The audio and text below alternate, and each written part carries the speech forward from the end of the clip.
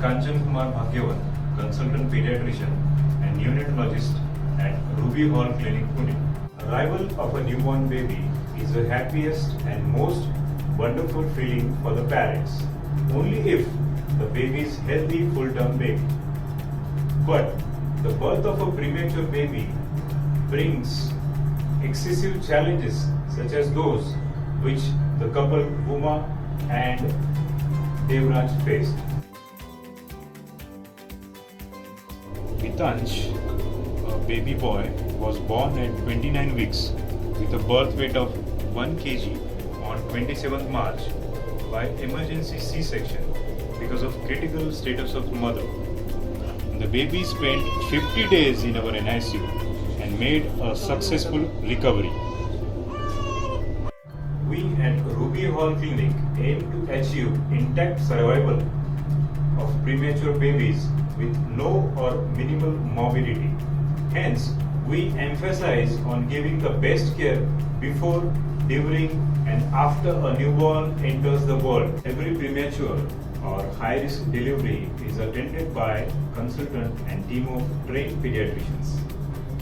Early intubation and surfactant administration, gentle ventilation, aiming towards early extubation, early enteral feeds, minimizing sepsis, one-on-one nursing, strict infection control practices, minimal noise and light exposure, thorough evaluation of the newborn including eye and hearing screening, and involvement of parents in the care of their little ones are the measures we follow. During all this, we successfully treated this baby without any morbidity.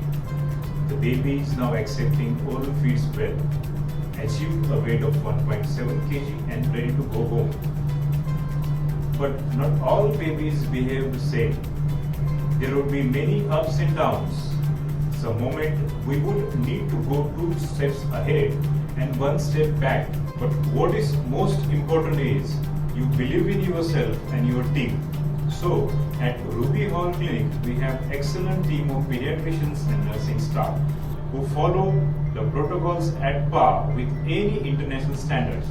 And our aim is to provide transparent neonatal care to all our preemies. Thank you. सर्वात पहिले आभार मानतोय ruby hall क्लिनिकचे आणि doctor Kanchan Kumar सरांचे. 27 March संध्याकाळी 9-9:30 वाजले होते. घरून emergency phone येतो की बायकोच्या पोटात दुखतंय. त्याच्यानंतर तिला घेऊन जायचं कुठं, दवाखाना तो कोणताच अवेलेबल नाही, फक्त हा सोडला तर रुबी हॉल सोडला तर. तिथून इकडे आलो, मध्ये भरपूर त्रास झाला. इथं आल्यानंतर समजलं की इमर्जन्सी सिझरिंग करावं लागेल. पण ठीक आहे, आम्ही सगळं मान्य झालो, सिझरिंगसाठी हे गेलं. पण त्यावेळेची जी अवस्था होती ती खरंच खूप भयानक अवस्था होती. मी माझ्या पूर्ण लाईफमध्ये पहिल्यांदा त्या गोष्टीचा अनुभव घेतला की काय अवस्था होती, कशी झाली. ठीक आहे, मी सही केलं, सगळं केलं. पुढं आम्ही सिझरिंगसाठी येस बोललो. सिझरिंगला गेले असताना नंतर सिझरिंग झाल्यानंतर कळलं की बाळाचं वजन खूप कमी आहे. काहीतरी 1.80 ग्राम बाळाचं वजन होतं. तर काय करायचं असा प्रश्न पडला होता. म्हणजे एक ठिकाणी बायको आहे, बाळ आहे.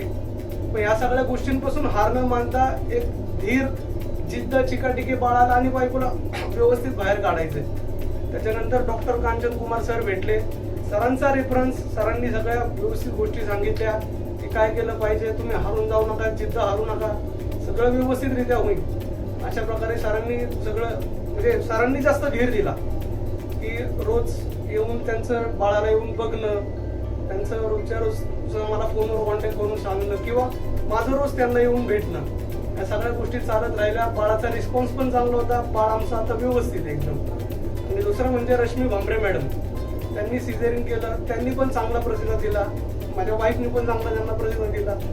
परत जे ICU ला असताना जी कंडिशन होती ती पण बघण्यासारखी खरंच नव्हती. म्हणजे ते म्हणतात ना, मरणाच्या तोंडातून आम्ही तिला परत आणलं. अशा प्रकारे आम्ही हा सगळा इथपर्यंतचा 45 दिवसाचा प्रवास केलाय. सर्वात महत्वाचं म्हणजे जो नर्सिंग स्टाफ होता इथला, त्यांनी सगळ्यात जास्त बाळाकडे व्यवस्थित लक्ष दिलं. माझ्याच बाळाकडे काय दुसरे पण मी म्हणजे येता जाता जेव्हा बघायचो की ते बाळांना कसं हँडलिंग करतात, कसं त्यांना मायची ऊब देतात, आईसारखं त्यांना कसं सांभाळतात, हे सर्व बघितलं. मी पुन्हा एकदा पूर्ण क्लिनिकचे, डॉक्टरांचे आणि खास करून इथले जे नर्स जो स्टाफ आहे त्यांचे पुन्हा एकदा मी आभार मानतो.